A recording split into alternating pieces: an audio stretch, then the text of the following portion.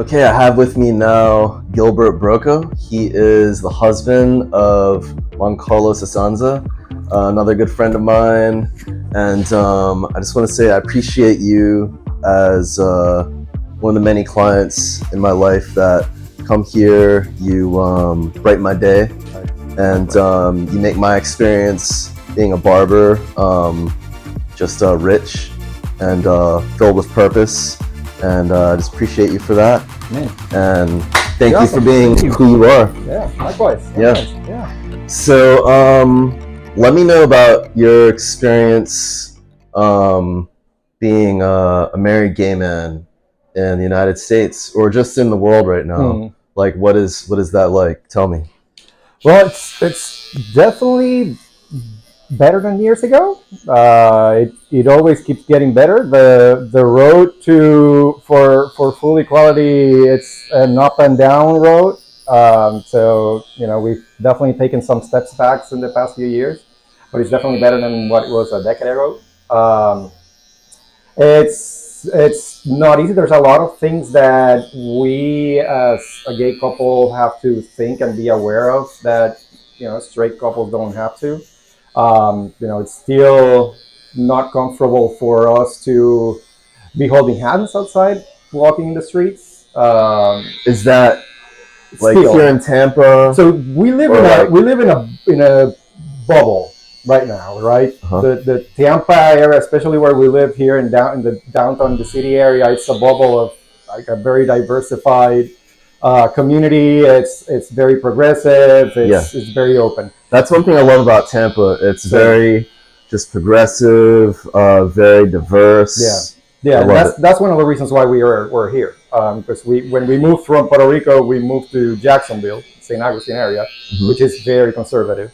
Where in Puerto Rico were you born? San Juan. San Juan? Okay. Yep. Love San Juan. I love Puerto Rico. My wife's Puerto Rican, my daughter, so... You're surrounded by good people. Yes. So small things like that, of holding hands. So you can, you feel you can do it around here, but past I-4, past I-75, it's completely different world. So small things like that. Throughout the years, obviously we've encountered people that would ask us if we were brothers or cousins. I remember you telling me that. Yeah, and then as soon as we said no or a couple, then the conversation will end there. So we're always have to be more aware of our surroundings and what we're doing and how we act or react. So when you said that the conversation would end there when they would say, "Are you brothers?" And like, did you feel like, did a part of you want to be like, no, we're married or we're a couple? Like, oh yeah.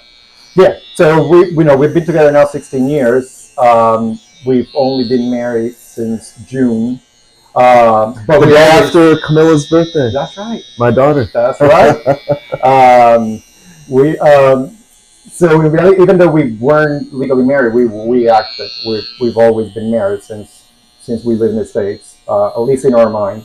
So we've always act like a couple, we'll encounter things like people asking those kind of things and then stopping in restaurants or stores, people that providing services, people that go and provide services in our house. Again, that really hasn't happened since we moved here, but it still happens all around. Could you,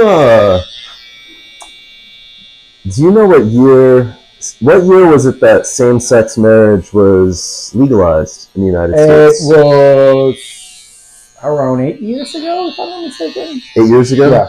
So was that, and when did you guys move here? Well, we've been together 16 years, so 15 years. Wow. Yeah. So like the whole time you're here, you said like in your mind, in you guys' mind, you're married, you're together. And then like, society, and not only society, but like the government is saying that like, you were No, you're not not. able to. Right. You're Yeah, there were, be married legally. there was at one time where one of us had to go to the hospital, and as a couple, the other one would go, and we would have to have arguments about being able to be with our significant other inside because we're not, it wasn't legal At the hospital? Yeah, yeah. Oh my God. And same thing, if something happened to one of us before we got married, we would have to wait for the parents to come from Puerto Rico to make decisions because the other one didn't have any legal rights. Oh my God. Yeah. So things like that, we really never think of. And since it's been legal, we wanted to get married, but then different things in life happened, and it didn't become a priority because of many things. But now we make more of a point of saying the word husband, and actually always talk, like I talk a lot about my husband whenever I'm doing presentations or things like that in the business community, just to make it normal. And you still, from time to time, you still see rolling eyes or, people reacting in a different way. Again, the vast majority, at least here, are very supportive. There are always people. Right. And, it's also combined with being Latino. So it's being Latino and being gay. It's definitely definitely different. It's a double obstacle, double prejudice that you face at times. Yeah. One of the things that when we moved from Puerto Rico that we both did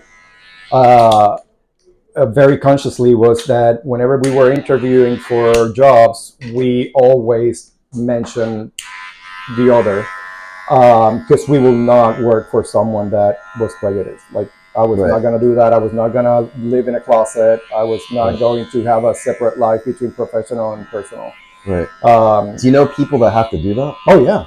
Wow. Yeah. Because they're trying to protect their jobs. Protect their jobs, grow professionally, get a promotion. Yeah. Wow. Yeah, it still happens. Wow.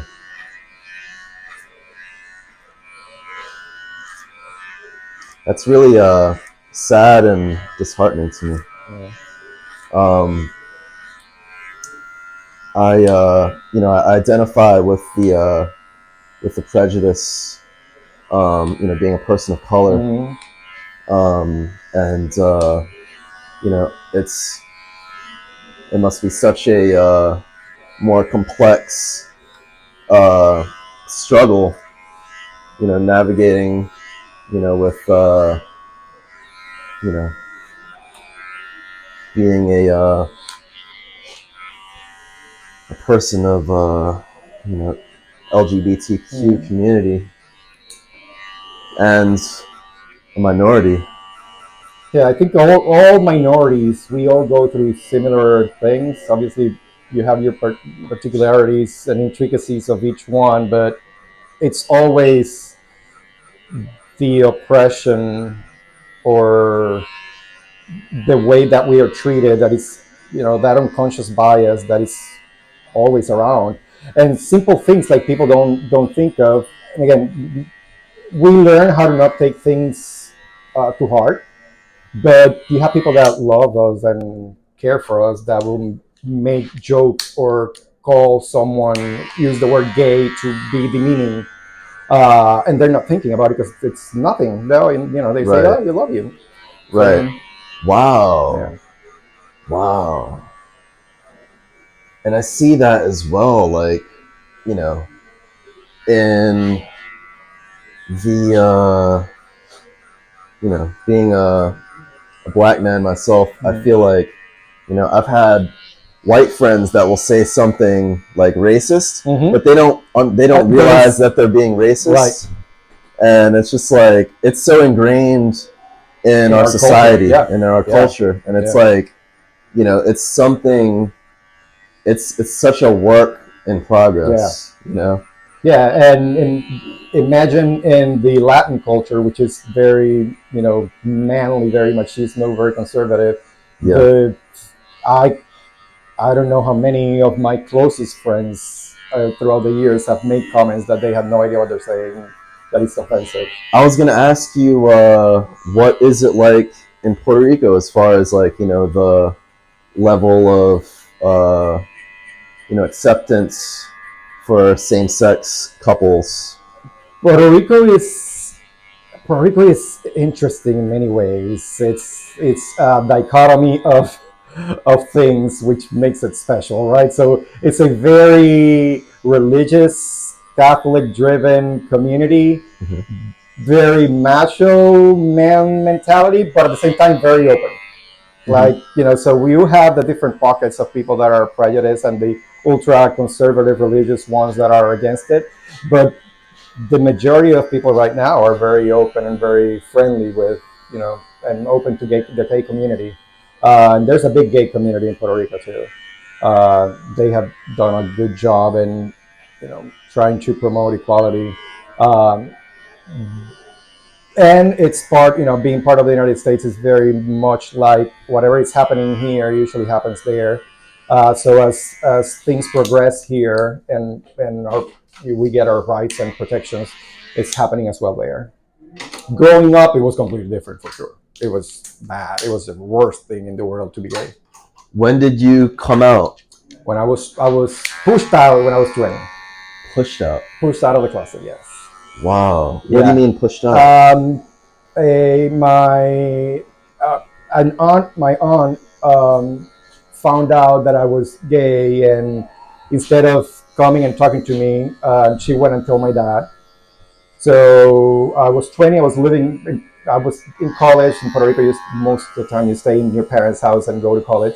Mhm. So I was still in my parents' house, and they sat me one day and confronted me about it, and I accepted it, and so I had to accept it. It was like no other way. So it was a very difficult, dark time. Coming from a conservative family, very close knit. My parents had to go through a process of learning and understanding, which I understood that I had to give them the time. But it was a hard time. So I found myself, being 20, being still living in my parents' house. I was lucky. I have friends that were thrown out of their houses when they came out, and my parents never did anything like that. My mom supported me always. My dad went through the process of learning himself, and now they're incredible. But it took some time.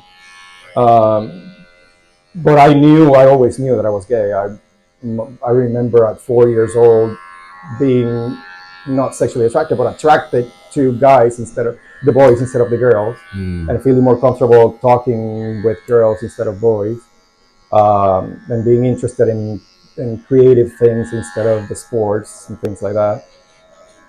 Um, but yeah, it was a difficult time during 20, but it was, looking back, I always say that's really when I was born. So I started being myself. Wow, I love that. Yeah, I love that. That's really when you were born. yeah, yeah. That's when you started living out who you My really authentic were. self. Yeah, That's amazing. yeah. I love that. And again, I'm lucky. I have a great family, a lot of support. We've all grown from the situations that we had together, and so we're in a great spot. You know they're as close, if not more, to Juan Carlos than me. So it's great, and likewise, same thing with Juan Carlos' family. That's awesome.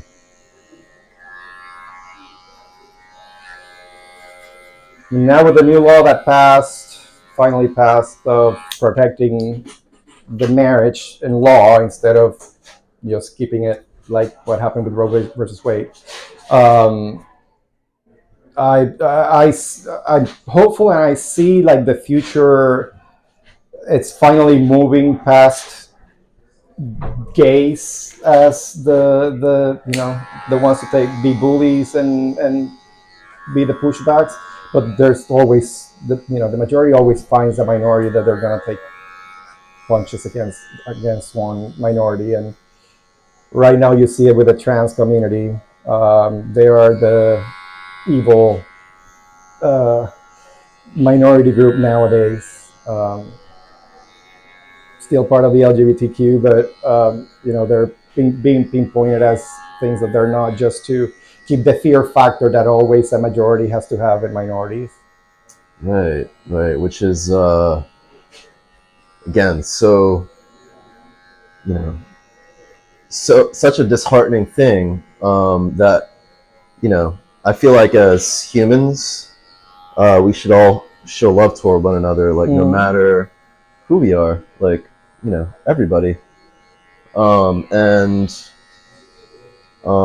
it's a sad thing when you see the mistreatment of one of our human brothers or sisters, and it just makes you want to make a difference, and stand up.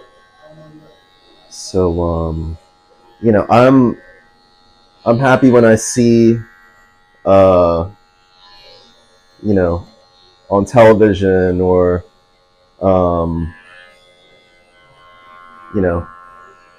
in art, you see like these boundaries that are broken down. I remember there was a show with a famous trans actor. It was the show where they're in prison. Is it? It's like a female prison. Yes. Yeah, and then one of the actresses in the show, she's trans. And does she play a female, or does she play as a trans? I believe she played a trans. She plays as a trans. Yeah. Okay. Yeah. Orange is the New Black. Orange is the New Black. Yeah, that was a really good show. Yeah. And to see, creatively and artistically, that part of society is uplifted. Yeah. And I love that. I love that about American culture. Yeah. Even if there is some type of prejudice or some type of opposition, we can help to make a difference through music, or through film, through art. Or if you look at our history, as a society, we say that we have a division between church and state. There's not a real division. A lot of the things that are used to create laws to protect certain groups of majorities and not minorities are based on faith and religion. The arts are the ones who move society forward. The arts are the first ones always to portray those minority groups as they are and part of society, and add them to shows as secondary characters, and then become primary, and then people see it, people learn from it, and then get used to it and see that it's not, that fear factor that was always used is not real. And then the government moves when society is like, this is ridiculous. So art, really, it's always the forefront of progress. I feel like it's so true what you just said. Like, it's so true. Like, I felt like tingling on the back of my neck. It's so true. Like, the arts move society, and then that's when the government makes the move. That's when It's incredible. Yeah. Wow. Yeah. The power of art. So I want to say also, I want to bring, since we're on the subject of art, you're an artist.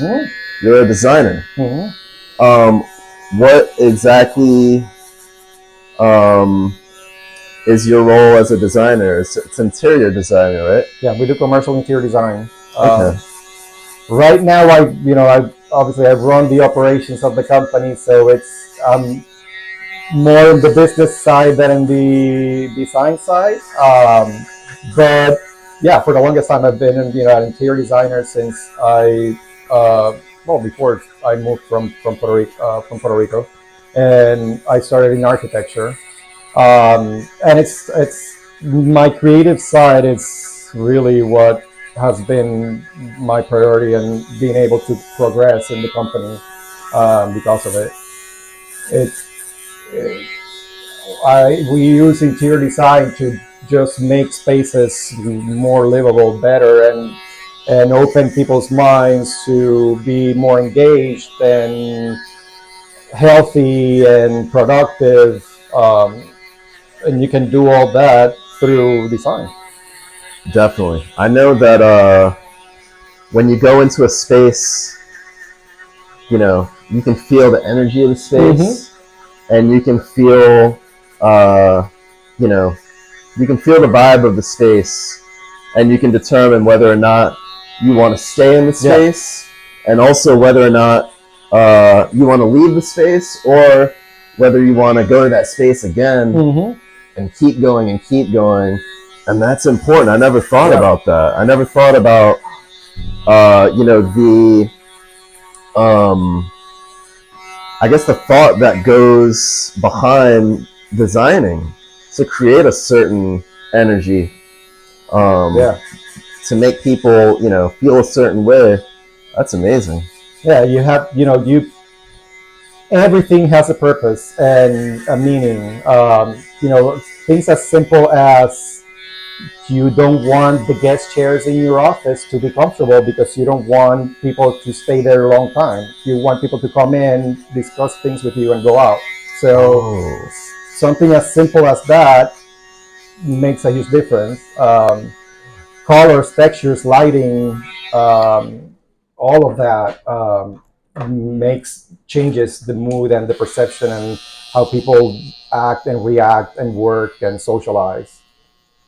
I've thought about that sometimes. I'm like, I'm in a really nice, whatever it is, type of establishment. It could be a restaurant or an office of some sort, and you're sitting in the chair that you have to wait in, Uh-huh. and it's a crappy chair. You're Yeah.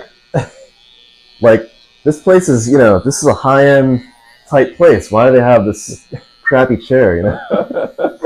Wow, I didn't realize it was, they don't want you to sit there long. Yeah. Yeah. Everything has its purpose. That's amazing. So, before becoming a designer, were you like, did you have any other type of practice in the arts? Like, were you a painter or an Yeah. illustrator of some sort? I draw, painted, um, work with clay, doing vases and things like that, pottery. Then I love painting. I haven't painted in a long time. Um, I love that I was able to like disconnect from the world and just be immersed in the art and just painting and going with the flow and just being in trance while doing it. Um, I do miss that. Do you still ever create art for fun, Yeah, or to, like, disconnect, get lost, like you said? yeah. I'm always doodling. I'm always drawing. You see, my notebooks are packed with sketches and things like that. Juan Carlos and I, every year, we started as a project or a special project. In my office, we would create an abstract holiday tree for the holidays. That started just as a simple thing, and now it's like a big sculpture that we create every year. So we plan ahead of time, and it's like the big art installation that we do every year, That's awesome. which has been fun. And it's been good to use our creative side there. Then our office slash showrooms, I design those frequently. We're changing them frequently to show new spaces for the clients. So I'm always using that time then to use my creative juices. That's awesome. I didn't realize that Juan Carlos was an artist as Yeah, well until he he told is. me earlier. I was like, I didn't know that Yeah, about you. That's yeah. awesome. that's really cool that you guys are both. You're both very different. Yes. Yes. But you have that you have that love for the arts that you share, and that you're really able to connect with each other on, because you both are artists. Yeah. Yeah. I think the key thing for the two of us that has made us successful as a couple and as partners whenever we're doing art installations like that is we complement each other. We're not fighting each other. He is, I mentioned earlier that he had like the pink colored glasses perception in life. He is extremely creative. When we start an idea, he is the one that goes all the way there, way outside the box, and then I bring that idea to reality, closer to the box, and then we create something that is special and unique. I like so that. we as being opposites, we actually complement each other and then find that balance that makes it, successful. I really love that. Yeah. I really, really, really, really, really love that, because you're so different, but you definitely complement each other. Yeah. Like you guys, even when it comes to music. Yeah. He and I talked a lot about metal music and how much it's helped us, like, molded our lives and our personalities, and it's helped us through life. And he says you're not a fan at all. And but it's like you don't have to like the same things as a couple.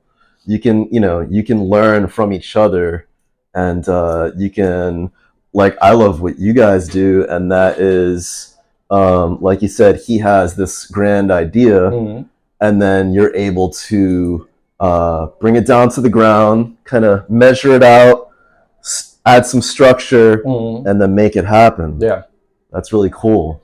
Yeah, definitely. That you should be. We're in a relationship. You should not become the other person. You should always be yourself and have your uniqueness, and embrace the differences between each other. And you shouldn't be doing everything together. Like, he should be hearing the music that he likes, and not just hearing what I like, and vice versa. And that makes it, you become a better person, and not become like a copy of someone.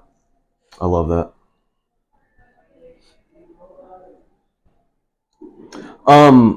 So you guys both, you're very, like, fashionable, very, I think you guys just have, like, a really, you have a grip on fashion and, looking your best. You guys are also both very mindful of your eating habits, your diets. You're kind of more like a pescatarian, kind of flexitarian in a way. Yeah, I'm definitely flexitarian. And he is vegan. Yeah. Right? Yeah. Plant-based, yeah. When I met you guys, we were not. You weren't, yeah. But, like, I've seen you guys, like, I know that you guys have transformed, but then you guys, like, physically transformed as well. Like, you guys look great now. Yeah, you look great before, but you look like you're looking your best with your habits. That as far as, like, taking care of yourself, living a healthy lifestyle. So what brought that into play in your lives? Beginning of last year, we both were having health issues, like high cholesterol and things like that. That usually happens when you're 40. Everything goes downhill. Oh no! Yeah, dude. Really? Just wait. I've been meaning to write a book of the things that people don't tell us when we're in our 30s. Yeah, well, we're the same age, exactly. We're 42. Yeah, that's true. So I know what you're talking about. That's why I'm laughing. Yeah, yeah. You start to hurt more. Yeah. if you hurt yourself. Yeah, hair grows in places that never grew before. It's ankles, back pains, fast move that you did, suddenly you have a back pain for 3 days. I did something really simple the other day, and I forgot what it was exactly, but the pain that I had in my neck, I was just stretching like this. I was like going like that. And then I was like, oh, wait a minute. Yeah. Weird movement. That's it. Wasn't doing anything out of the ordinary. But keep going. Yeah, so we we had gone to the doctor and we both had some things, and Juan Carlos had been vegetarian when we met 16 years ago, and he had left it, so he started reading more about the plant-based, and he started doing it in around March for himself.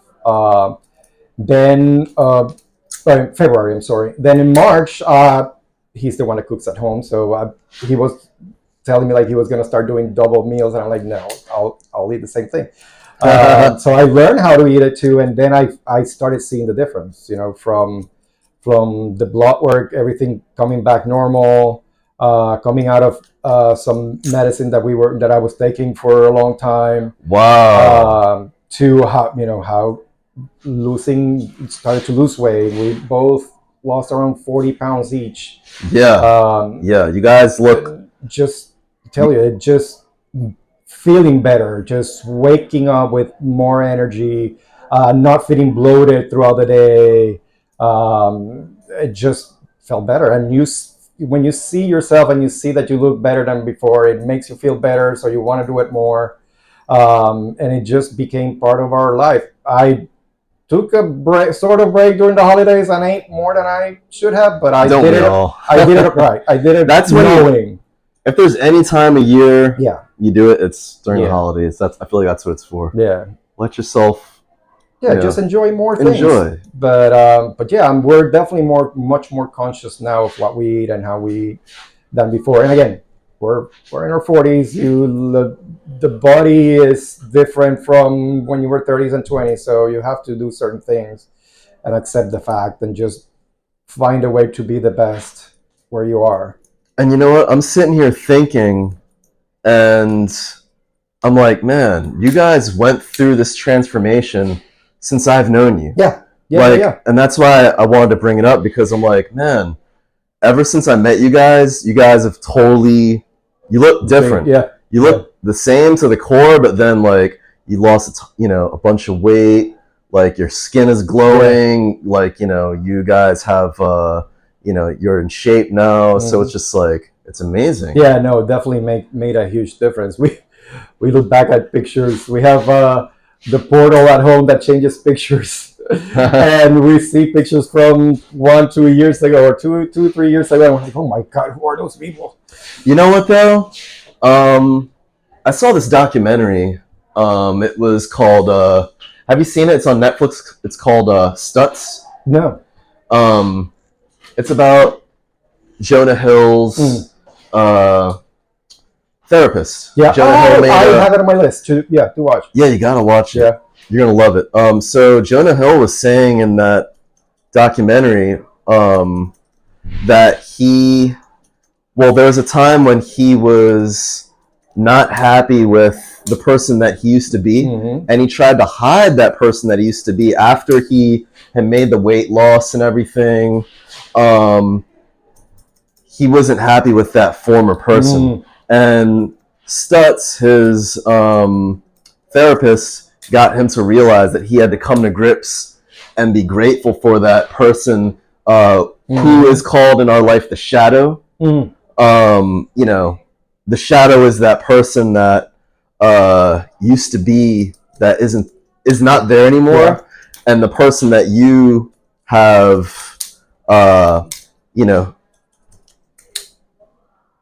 the person that you were at a time that was, now you're a better version of yourself. So this person was a version of yourself that, before your evolution. Yeah, a work in progress. Exactly. So, we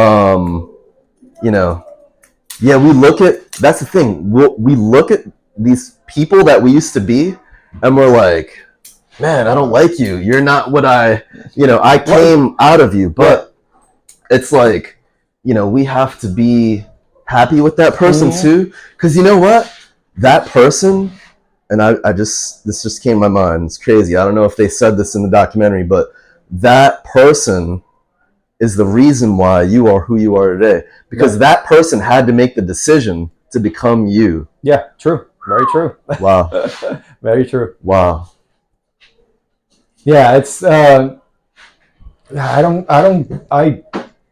don't believe in regrets.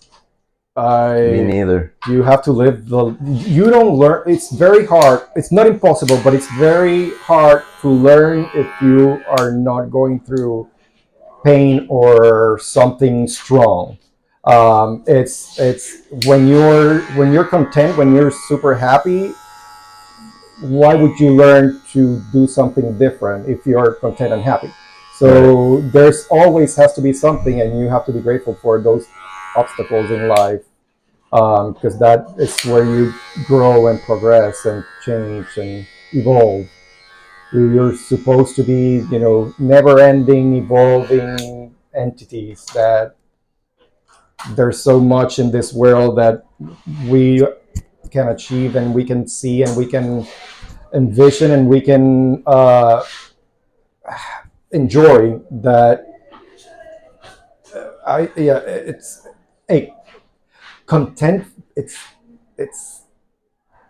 almost like a weird way for or a word for me. I think you should always be grateful for what you have and enjoy what you have, and where you are in life. It's not, emotionally, physically, monetary, professional, but always trying to do it better. What's a better way of doing things? What's a better way of having a better relationship, better communication? How, enjoying life in different ways, changing priorities. I think one of the key things that I learned, especially during the pandemic, was how to completely shift my priorities, my old self and its priorities, to things that really matter now, based on what I learned through that process, or that, crazy phase that we went through, or we're sort of still are. I love that. Yeah, I'm really grateful for that time in our history. It was a really dark time for all of us.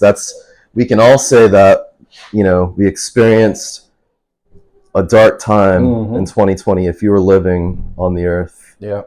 And even if everything went fine for you personally, it still was hard. Exactly. And it still affected all of us in many different ways.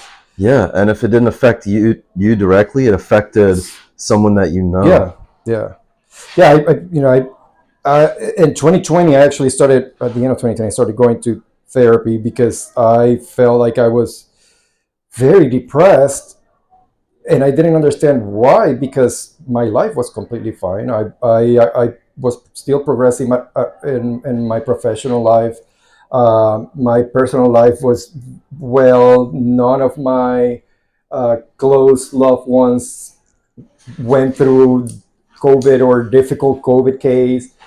So I didn't understand why I was, depressed. But it's because, it's because I'm, as a creative person, I'm more in tune with my feelings, and then the bombardment of crazy news and the realization of people not wanting to do what was best for the majority, and the lies and, the factless news, they were affecting me tremendously. I was really depressed. I didn't realize why, but it was because of that.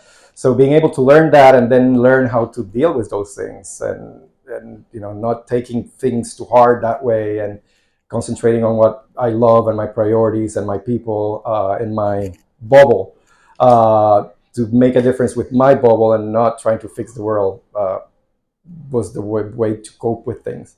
And again, another moment that I was able to learn something and evolve. That's awesome. I love that. And I feel like so many of us evolved during that time. Yeah. And I could definitely say I did. That was definitely like an evolutionary period in my life where I dug deeper and you know, became a newer version of myself. So I understand where you're coming from with that. Yeah. It's awesome. Well, Gilbert, thank you so much Thank you. for the talk. This was awesome. This was like my favorite talk that we've ever had, actually. I don't think we've ever gone this deep. Yeah, I know. Yeah. I could almost fall asleep half of the time.